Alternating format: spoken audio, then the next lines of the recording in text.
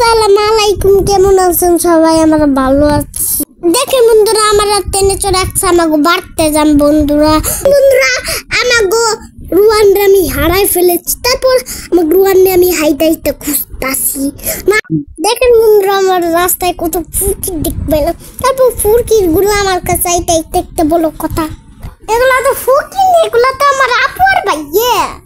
কিন্তু বুঝতে পারি নাই। আমার ভাই আতাতি করতেছে, তারপর আতাতি করতে আমার তো কত কথা তো শুনলাম না। তারপর বন্ধুরা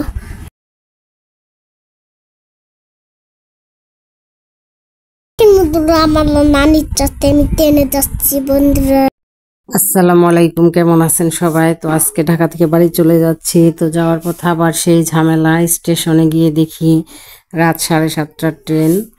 তো মনে হচ্ছিল কপালটাই খারাপ, কোনোভাবে রিহাবকে ট্রেনে উঠাতে পারছিলাম না। ভিতরে গিয়ে দেখি একটা ট্রেন খালি দাঁড়ানো আছে। তো রিহাব দৌড়ে গিয়ে ট্রেনে উঠে বসে পড়লো। বসেও তো মহা খুশি। কিছু কিছু সময় আসলে বাচ্চারা ছোট ছোট জিনিসে এত খুশি হয় যা আসলে ভাষায় প্রকাশ করা যায় না।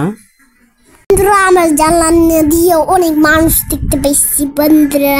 মানুষ দেখতে দেখতে একটা, তারপর লাভ দিলাম।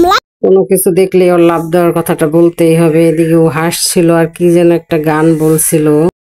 জিজ্ঞেস করে দেখি কি গান বলতেছিল। রিহাব, তুমি কি গান বলতেছিলে? এই রিহাব, আমি মধু মধু গান করেছিলাম। দেখেন বন্ধুরা, এখন আবার ট্রেন থেকে নেমে পড়বো। এখন আমরা বাইরে চলে যাব। তখন হঠাৎ মামা ফোন করলো ভেতর থেকে যে এয়ারপোর্ট যাওয়ার পর্যন্ত নাকি একটা ট্রেন আছে, চাইলে এয়ারপোর্ট পর্যন্ত যেতে পারবো। তো যেই কথা সেই কাজ, টিকিট কেটে তাড়াতাড়ি ট্রেনে উঠে পড়লাম। ট্রেনটা ছাড়ার মাত্র আর 5 মিনিট বাকি ছিল। এত তাড়াহুড়ো করে উঠলাম বলার বাইরে। সবাই এখন রিল্যাক্স হলাম। তো রিহাব উঠে ট্রেনে এত কথা বলছিল, ট্রেন কখন ছাড়বে কখন ছাড়বে, শুধু একটাই প্রশ্ন। দেখেন বন্ধুরা, ট্রেনটা সাইরা দিচ্ছে। তারপর ট্রেনটা সাথে সাথে ট্রেনটা আবারও বন্ধ হয়ে গেল। আমার ঘুমাবো। রিহাব বলতে বলতে উঠে ঘুমিয়ে পড়লো। তো আমরাও চলে এসেছি কিছুক্ষণের ভিতরে এয়ারপোর্ট। তো এয়ারপোর্টে ওখানে চলে এসেছি, এখন নেমে পড়বো। তো নেমে এখন বাসে যাব। বাসের যে কি অবস্থা দেখি। আলহামদুলিল্লাহ বাসে কোনো ঝামেলা নেই, সব খালি বাস যাইতেছে। তো আমরা যে বাসে উঠলাম মাত্র আমরা 5 জনই।